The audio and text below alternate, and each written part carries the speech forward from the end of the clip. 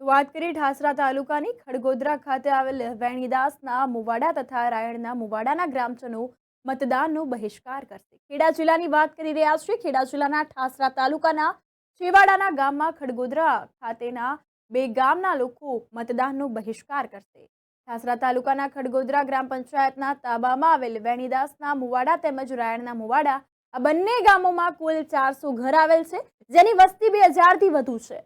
જેથી પહેલા તમામ નાની મોટી ચૂંટણીઓના મતદાન બૂથ ખડગોદરા તથા ગામોમાં જ હતા, પરંતુ આ લોકસભાની ચૂંટણીમાં મતદાન બૂથ ગામથી 12 કિલોમીટર દૂર વસાહતમાં રાખવામાં આવતા મતદારોએ મતદાનનો બહિષ્કાર કરવાનો નિર્ણય કર્યો છે। ગ્રામજનો જણાવી રહ્યા છે કે અમારે આવા જવા માટે રસ્તો પણ બરાબર નથી। આટલી ગરમીમાં અમારા કામ ધંધા છોડી અને છેક 12 કિલોમીટર સુધીનો ધક્કો ખાવો પડશે। અમે આ મુશ્કેલીનો સહન નહીં કરી શકીએ અને સરકાર અમુક ગામોમાં એક વ્યક્તિના લીધે પણ જો બૂથ ઊભું કરી શકતા ન હોય તો 2000 થી વધુનું મતદાન વેણીદાસના મુવાડા અને રાયણના મુવાડામાં છે, તો આ જ ચૂંટણીમાં ચૂંટણી વ્યવસ્થા કેમ નથી?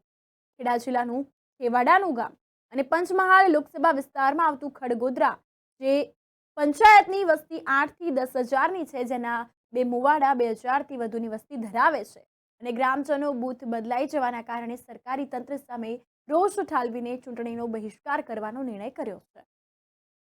પરમાર ચીમનભાઈ ભાભી, વેણીદાસના મુવાડા। શું સમસ્યા તમારી? અમારે 400 ઘરની વસ્તી છે, જેથી કરીને અમે બહિષ્કાર કર્યો છે કે સ્કૂલમાં અમે મતદાન કરતા આવ્યા વેણીદાસના મુવાડા અત્યાર સુધીમાં કર્યું છે।